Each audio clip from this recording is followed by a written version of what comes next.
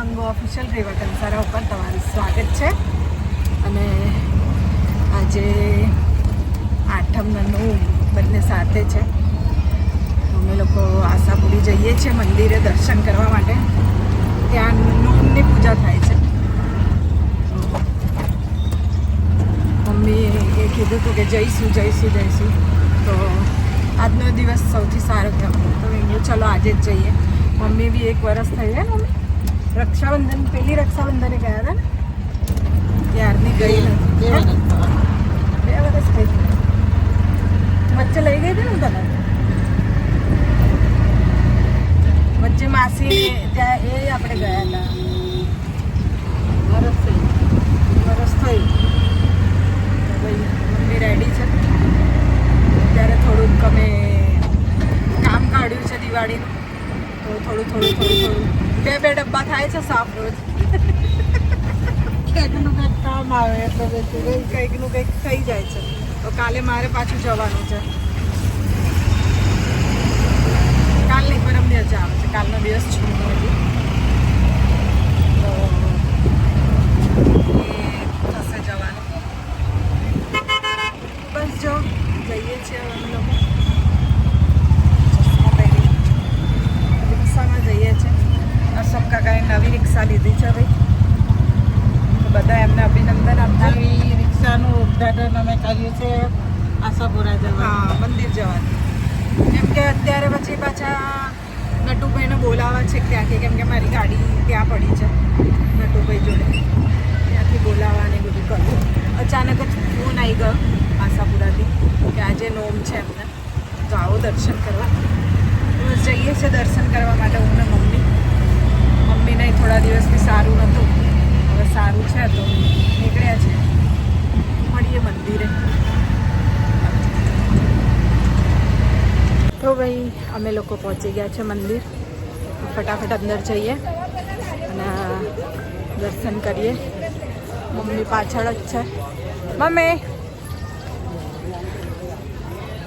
પહેલાં તો પ્રસાદને એવું લઈ લઈએ. સાડી લઈ લઈએ, પ્રસાદ લઈ લઈએ અને પછી અંદર જઈએ. ચાલો.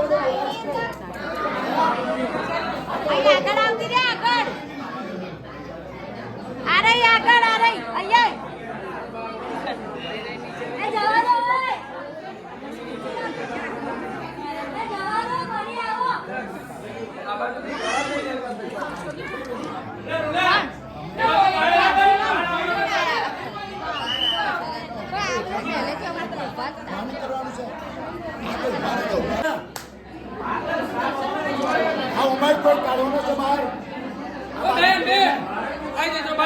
બહાર આવી જજો મહેરબાની કરીને બહાર આવી જજો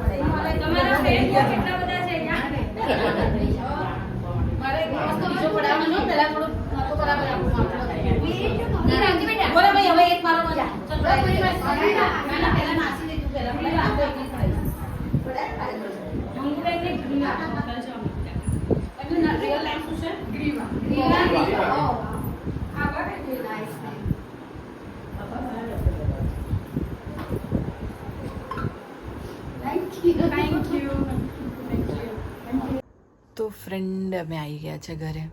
મમ્મી થોડા થાકી ગયા કેમ કે ઓટોમાં ગયા હતા અમે, અને સરસ રીતે દર્શન થયા. વરસાદ બહુ હતો રસ્તામાં. આ વખતે નવરાત્રિમાં બધાને બહુ વરસાદ નડ્યો છે, કેમ કે જે લોકોને નવરાત્રિનો બહુ જ શોખ હોય એને તો બિચારાને બહુ તકલીફ પડે. મને એટલો શોખ નથી, હું જતી નથી. કંઈ પ્રોગ્રામ હોય તો જાઉં, બાકી સ્પેશિયલી ક્યાંય રમવા કે ક્યાંય એવી રીતે મને બહુ કંટાળો આવે તો હું નથી જતી. અને બસ જો ઘરે આવી ગયા, ચેન્જ વેન્જ કરી લીધું. મોઢું એટલે સાફ નથી કર્યું કેમ કે માતાજીનો ચાંદલો હતો તો મેં કીધું રાખું. છેલ્લું નવરાત્રું હતું. આમ તો ઓફિશિયલી જોવા જઈએ તો 9 દિવસ આજે પતી ગયા છે. જે લોકો ઉપવાસ કરતા હોય એ માતાજીનો થાળ, આજે માતાજીનો થાળ થયો એટલે ઉપવાસ પતી ગયા કહેવાય. અને બીજું એ કે હવે દશેરા કાલે હોય કે પરમ દિવસ, હું તો પરમ દિવસે મતલબ જઉં છું લુણાવાડા આવવાની છું. તો તમને બધાને હાર્દિક આમંત્રણ છે લુણાવાડામાં. આવજો, મને મળવું હોય તો. જેને જેટલામાં ક્યાંક હોય, ગોધરા, દાહોદ, લુણાવાડા, એટલામાં કોઈ મળવા માંગતું હોય તો સવારે 10, 10:30 લુણાવાડામાં હોય સવારે. તો અને પપ્પાને પણ 3 વર્ષ પૂરા થાય છે મારા. તો મારા મમ્મી કહે છે કે દશેરા કાલનું કહે છે, પરમ દિવસનું નહીં. તો જોઈએ હવે શું કરવું શું નહીં. આમ તો અમે દર વખતે મતલબ ચાણું જ જઈએ છીએ, આ વખતે નથી ગયા. કંઈ નહીં, પણ નવરાત્રિ તો તમારા બધાની સારી જ ગઈ હશે. આમ તો ના કહેવાય કેમ કે આટલો વરસાદ પડ્યો. જે લોકોને રમવાનો શોખ હોય તો બિચારા કેવી રીતે એ કરે. ઇટ્સ ઓકે, કોઈ તહેવાર એવા પણ હોય. હવે બસ પાછું મતલબ આ પતશે એટલે દિવાળીની તૈયારીઓ, ઘર સાફ કરવાનું છે મારે, તો કિચનથી શરૂઆત કરવાના છીએ. તો હવે જોઈએ, બિચારા મારા ત્યાં દીદી આવે છે, એકલા હાથે કેટલું કરે, એટલે હું ને મમ્મી થોડી હેલ્પ કરવા લાગીશું એમને. તો એ થશે. પાછું શૂટ પણ ચાલુ થવાનું છે, શૂટમાં પણ જવાનું છે દિવાળી પહેલાં. તો 5-6 દિવસ એ કાઢીને આપવાના છે.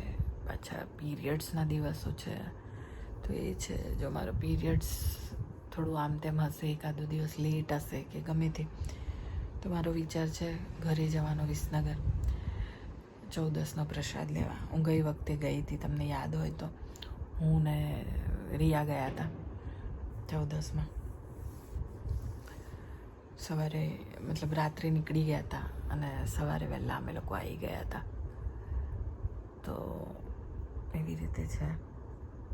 તો આ વખતે જોઈએ, કેમ કે એ ટાઈમ મારા પીરિયડ્સના ચાલતા હશે. જો એવું કંઈક હશે તો અમે લોકો દિવાળીમાં પ્લાન કરીશું વિસનગર જવાનું, કેમ કે આ વખતે મમ્મી કહે છે ક્યાંક જઈશું, બહાર જઈશું. તો એવો કંઈક વિચાર છે અમારો. તો જોઈએ હવે શું મમ્મી શું કહે છે, શું નહીં, એનો કેવી રીતે પ્લાન કરે છે. પણ કંઈ નહીં, નવરાત્રિ બધાની સારી ગઈ હશે. માતાજી બધાને સમૃદ્ધિ આપે, સુખ આપે, એવી માતાજીને પ્રાર્થના. અને દિવાળી પણ બધાની સારી જાય. અને બસ કંઈ નહીં, થાકી ગઈ છું થોડીક, કેમ કે બપોરે સૂવું હતું પણ થોડુંક કામ હતું તો એ પતાવ્યું. તો હવે સૂઈ જાઉં છું આરામથી. મળીએ છીએ નવા બ્લોગ સાથે. ઓકે, બાય બાય, ચલો, ગુડ નાઇટ.